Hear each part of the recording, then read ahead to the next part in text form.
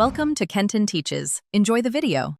In this video, I will explain how to make GFX in Blender step by step.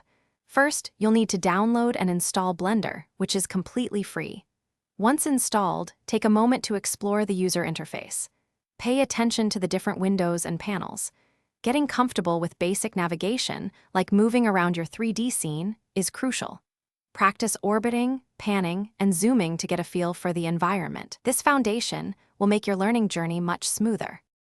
Next, let's dive into modeling and texturing. Start by creating simple 3D models using Blender's built-in primitive shapes, like cubes or spheres. Experiment with basic modeling tools to sculpt and refine your objects. Once you have a shape, apply materials and textures to give it a realistic appearance. Learning about UV unwrapping is key here. It ensures your textures wrap correctly around even the most intricate models, making them look fantastic. Hey everyone, quick recommendation.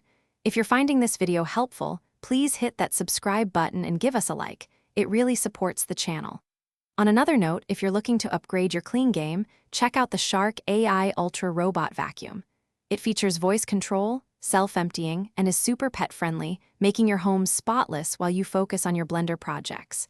You can find the link and other great deals in the description below. Now, let's get back to the video.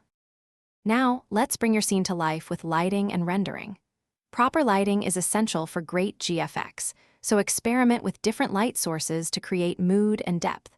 Position your camera carefully to frame your composition exactly how you envision it.